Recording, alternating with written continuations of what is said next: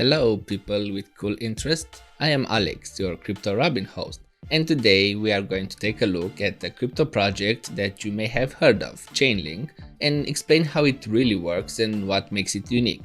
For the latest news and reviews of the crypto space, you can find us on Facebook, Twitter, and Telegram. We'll leave the links in the description below and in the pinned comment. Join us and stay up to date. Chainlink, solving the Oracle problem. Chainlink represents a decentralized Oracle network. Thanks to the oracles, Chainlink smart contracts can receive accurate data from non-blockchain sources, like API. Link represents an ERC20 token needed to pay for and verify the accuracy of this Oracle service on the Chainlink network. Chainlink stands out because it truly pushes the limits of smart contracts by offering access to real-world data, events, payments, and others without having to let go of its precious security.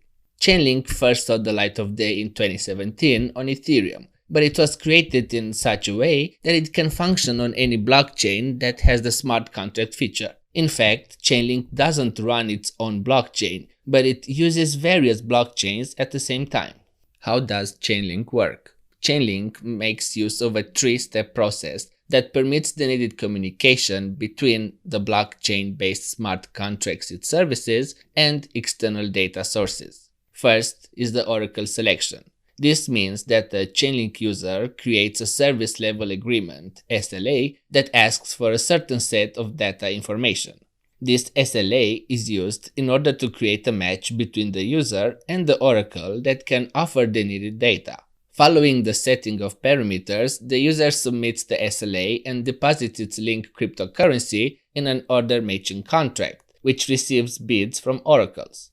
The second step is data reporting, which is when the oracles are connected with the external data sources in order to receive the real-world data that the SLA wants. The oracle processes the data and sends it back to the contracts that are using this service. The third and final step is the result aggregation. This is when all of the data collected by the oracles is put together and returned as an aggregation contract. This type of contract takes the data points, verifies their validity, and returns a weighted score to the user, aka the smart contract.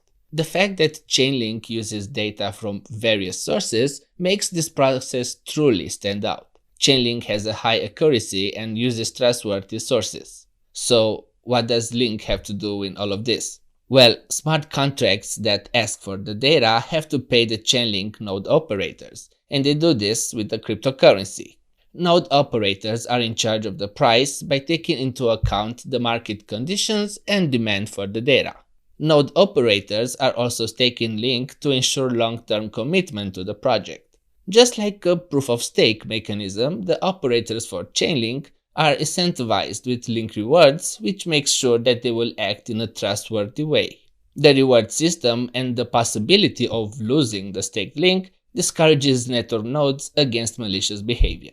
Chainlink is the result of a blockchain-focused tech startup named Smart Contract, which was founded in 2014. The goal of the company is to use blockchain technology with a focus on smart contracts in order to create contractual agreements that can be used by anybody who's a part of the industry, regardless of their background, skill, or expertise. With some help from Data Collective, Smart Contract began working on this dream, with Sergey Nazarov as the co-founder and CEO. He also founded a crypto exchange and a decentralized email service.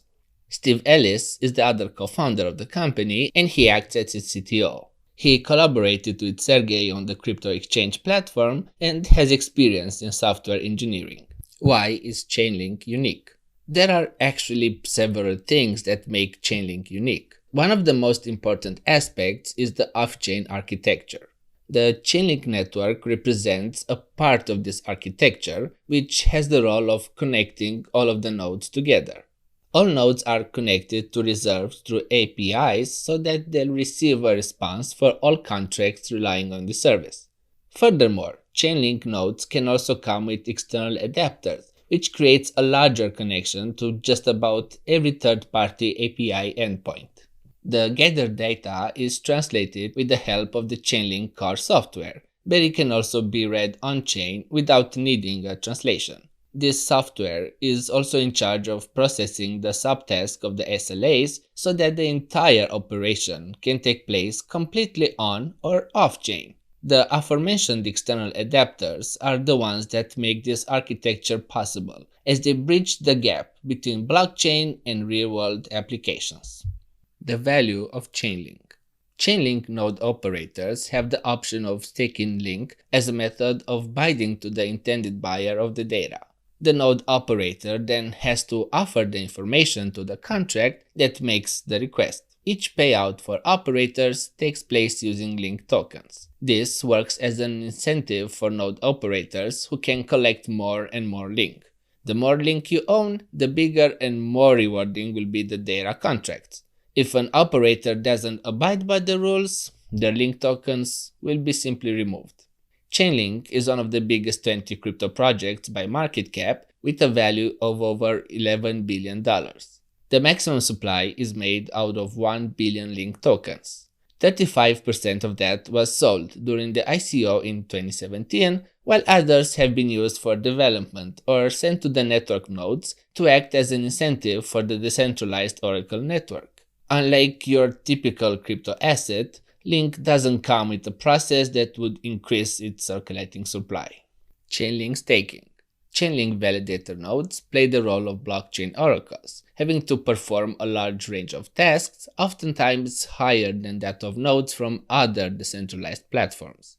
The oracles interact with smart contracts and transmit data from external sources to them. Validators receive an incentive as link tokens when doing these tasks. A validator should stake link, and the more they stake, the more and better will be the contracts that they receive. You can say that blockchain has solved what some call the Oracle problem. The Oracle problem came from an issue with smart contracts on blockchain networks and the fact that they were totally isolated from the rest of the world.